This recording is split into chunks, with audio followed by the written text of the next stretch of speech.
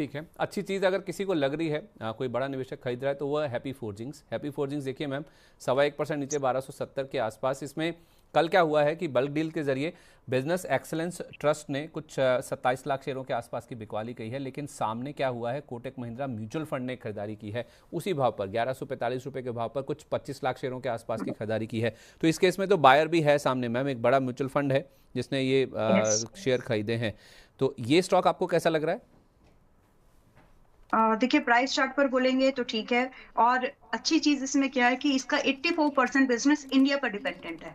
तो बाहर के मतलब बाहर से अगर आप देखेंगे तो सिर्फ 16% इसका बिजनेस आता है। तो ऐसा कोई काउंटर अगर आपको मिल जाए तो आप वहां पर थोड़ा बहुत रिलाई कर सकते हैं, जिसकी डिपेंडेंसी एट लीस्ट हो, जितना हो सके बहुत कम हो।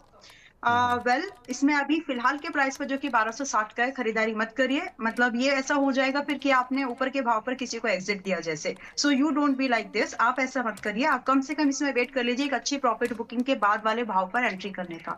और मुझे लगता है कि वो कहीं ना कहीं आपको 1150 से 1200 के पास मिलेगा, यानी और यहाँ से 60 से 100 पॉइंट्स दूर है। अब आ जाएगा कि 2-3 दिन में आएगा, I can't say. May be Monday Tuesday तक हो सकता है, ये मे बी आज हो सकता है।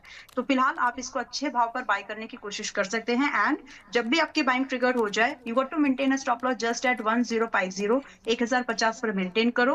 और 1400 से लेकर के लगभग 1650 के टारगेट का वेट कर सकते हो। नो डाउट कि कंपनी अपने सेक्टर से एक्सपेंसिव है, लेकिन एक जो अच्छी चीज इसमें सबसे ज्यादा निकली वो यही निकली कि यहाँ पर इसकी जो डिपेंडेंसी है बाहर की मार्केट पर बहुत ही लीस्ट है। और ईयर ऑन ईयर बेसिस पर प्रॉफिट है, क्वार्टर ऑन क्वार्टर बेसिस पर भी ग्रोथ दिख रही है। ठीक है, ओके।